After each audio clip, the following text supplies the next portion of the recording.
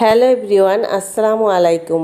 আমি মনিস লাইফস্টাইল চ্যানেলে সবাইকে আবারও স্বাগতম। আমার আজকের ভিডিওটা যে যেখানে বসে দেখছেন, আশা করি সবাই ভালো আছেন, সুস্থ আছেন। আমার আজকের ভিডিওটা শুরু করলাম সকাল থেকে। সকালবেলা একটু মেয়েকে নাস্তা বানিয়ে দিচ্ছি। আমার মেয়েরা দেখা যায় সকালবেলা রুটি পরোটাটা খেতেই বেশি পছন্দ করে, কিন্তু তারপরেও প্রতিদিন দেখা যায় একই নাস্তা খেতে কিন্তু ভালো লাগে না। তাই আমি ভাবলাম যে আজকে একটু অন্যরকম একটা নাস্তা রেডি করে দেই। সেজন্য এখানে একটু আটার খামির করে নিয়েছি। ফ্রিজে যদিও ফ্রোজেন রুটি ছিল, ওইগুলো দিয়েও বানানো যেত, যেহেতু ওটা একটু সাইজে বড় ছিল, আমি ছোট করে বানাবো, সেজন্য একটু আটার খামির করে নিয়েছি। আর এদিকে রুটি বানানোর জন্য আমি একটু প্যারা গোল গোল করে বানিয়ে নিচ্ছি। এই তো সবগুলো একসাথে বানিয়ে তারপর আমি রুটিটা বেলে নেব। অফ ক্যামেরায় কিন্তু আমি রুটিটা করে নিয়েছি। আমি দুইটা বানাবো, কারণ মেয়ে একটা খাবে, মেয়ে পরোটা খেলেও একটার বেশি খায় না। যাই হোক, আমি দুইটা রুটি বানিয়ে রেখে দিয়েছি। আর এদিকে আমি নাস্তাটা রেডি করার জন্য কিছু পরিমাণে চিজ কেটে নিয়েছি আর অল্প একটু গাজর গ্রেট করে নিচ্ছি। আর এই তো এদিকে একটা ডিম সেদ্ধ করা ছিল, সকালবেলা ডিম সেদ্ধ করেছিলাম, তার একটা ছিল, সেটাই আমি একটু কাঁটা চামচ দিয়ে এভাবে ঝুরি ঝুরি করে ভেঙে নিয়েছি। এর মাঝে আমি চুলায় কিন্তু প্যানটা গরম হতে দিয়ে দিয়েছিলাম আর রুটিটাও এদিকে দিয়ে দিয়েছি। আর রুটিটা দুই পিঠটা ভালোভাবে আমি ছেঁকে নেব। ছেঁকে নেওয়ার পরে আমি এখানে একে একে সব কিছু দিয়ে দেব। প্রথমে আমি একটু সস দিয়ে দেব, টমেটো সস দিয়ে এটাকে একটু মেলে দেব পুরো রুটিটার মধ্যে। তারপর আমি এখানে দিয়ে দিব ডিম সেদ্ধ করা, যেই ঝুরি করা ডিমটা ছিল, সেদ্ধ ডিমটা, ওটাই আমি এখানে দিয়ে দেব। যেহেতু দুইটা বানাবো, সেজন্য অর্ধেকটা পরিমাণে ডিম আমি এর মধ্যে দিয়ে দিচ্ছি। আর এরপরে গাজর গ্রেট করেছিলাম সেটাই দিয়ে দিচ্ছি। এরপরে আমি যে চিজগুলা কেটে নিয়েছিলাম, চিজটা আমি দিয়ে দিচ্ছি। এটা পরিমাণ মতো যে যেই পরিমাণে পছন্দ করে ওইভাবে আমি দিয়ে এই তো নাস্তাটা রেডি করে নিচ্ছি। চুলার আঁচটা মিডিয়ামে রেখে আমি নাস্তাটা রেডি করছি। না, চুলার আঁচটা মিডিয়ামে রেখে আমি সব কিছু দিয়ে এই তো এখন আমি এটাকে ভাজ দিয়ে নিচ্ছি, রুটিটাকে এভাবে ভাজ দিয়ে তারপরে একটু তেল দিয়ে, এখানে ঘি দিয়েও বাটার দিয়েও ভাজা যায়, কিন্তু আমি হাতের কাছে তেলটা ছিল, তেলটা দিয়ে ভিজিয়ে নিচ্ছি। সয়াবিন তেল দিয়ে আমি এটাকে সুন্দরভাবে এপিট ওপিট মিডিয়াম আঁচে ভেজে নিচ্ছি, যাতে চিজটা ভিতরে সুন্দরভাবে গলে যায়। যাই হোক, আপনাদের সাথে কথা বলতে বলতে আমি কিন্তু আমাদের নাস্তাটা রেডি করে নিয়েছি। মেয়ে একটা খাবে আর আমি একটা খাবো, দুজনের জন্য দুটোই বানিয়ে নিয়েছি। রুটি দিয়ে সহজেই এই নাস্তাটা বানিয়ে নেওয়া যায়। আর বাচ্চারা যেহেতু এই জাতীয় খাবারগুলো একটু বেশি পছন্দ করে, মুখরোচক আর সাথে একটু হেলদি খাবারটা দিতে চেষ্টা করি আমরা বাচ্চাদের, সেজন্য সহজ রেসিপিতে কিন্তু এইভাবে আমরা সহজেই বাচ্চাদের এই নাস্তাটা রেডি করে দিতে পারি। নাস্তাটা শেষ করে এদিকে আমি বাকি রুটিগুলোও বানিয়ে নিয়েছি। আর এই তো এদিকে একটা বক্সে আমি রুটিগুলো রেখে দিচ্ছি। এই যে বক্সে দেখতে পাচ্ছেন যে আমার কিন্তু ফ্রোজেন করা রুটি বক্সে ভর্তি, সেজন্য আর এই বক্সের মধ্যে আমি একটু রেখে দিচ্ছি রুটিগুলা। আমি এই রুটিগুলা এভাবে ফ্রোজেন করে রেখে দিচ্ছি, আবার পরবর্তীতে এগুলা দিয়ে আমি মেয়েকে নাস্তা বানিয়ে দিতে পারবো। যাই হোক, খাওয়া দাওয়ার পর্ব শেষ হয়ে গেছে। এখন রান্নাঘরে চলে আসলাম আবারও থালাবাটিগুলো ধুয়ে নেওয়ার জন্য। এই দেখেন নাস্তা বানিয়েছি আর দেখেন হাঁড়ি পাতিলে কি অবস্থা জমা হয়ে গেছে। সকালবেলা তো আমি সকালবেলা খাওয়া দাওয়ার পরে সকালবেলা যে হাঁড়ি পাতিলাগুলো ছিল সেগুলো আমি ধুয়ে নিয়েছি। এখন আবার এতগুলা থালাবাটি হয়েছে। যাই হোক, এগুলো আমি এখন ধুয়ে পরিষ্কার করে নেব, দুপুরে রান্নার সময় হয়ে গেছে।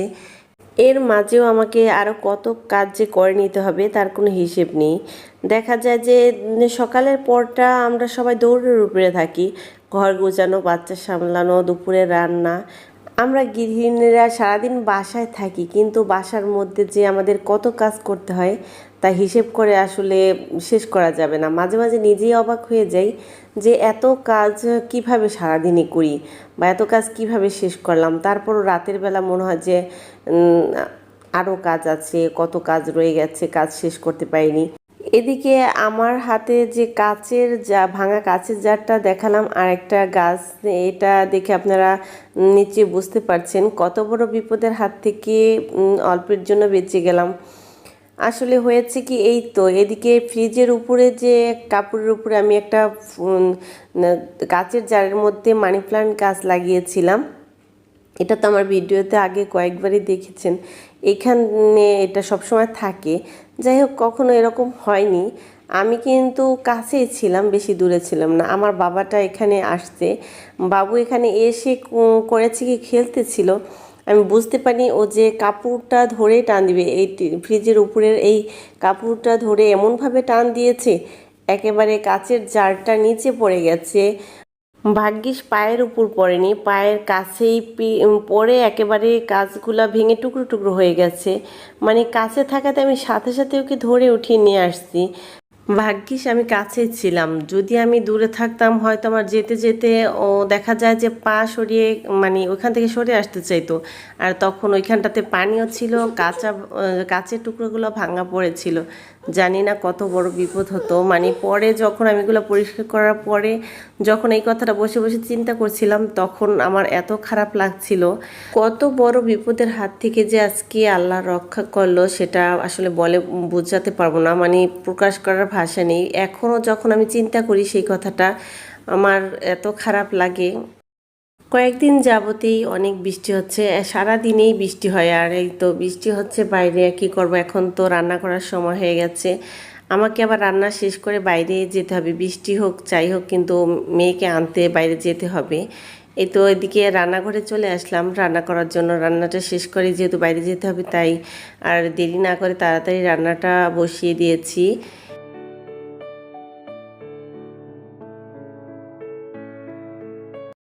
আমার আজকের ভিডিওটা ক্লিক করে যারা দেখা শুরু করে দিয়েছেন আর এখন পর্যন্ত আমার সাথে আছেন, আমার ভিডিওটা যদি আপনাদের কাছে কোনো কারণে ভালো লেগে থাকে, প্লিজ ছোট্ট করে একটা লাইক দিতে ভুলবেন না। আর আমার ভিডিওটা যারা আজ প্রথম দেখছেন, আমার ভিডিওগুলো যদি আপনাদের কাছে ভালো লেগে থাকে, আমার চ্যানেলটি চাইলে সাবস্ক্রাইব করে নিতে পারেন।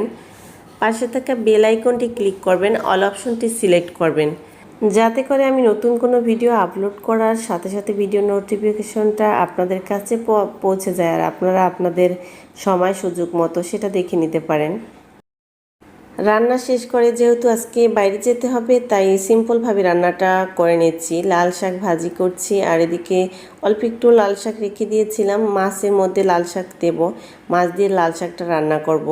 আর খল্লা মাছ লাল শাক দিয়ে রান্না করছি। আর এদিকে আমি লাল শাকটা কিন্তু সেদ্ধ হয়ে গেছে অন্য চুলায়।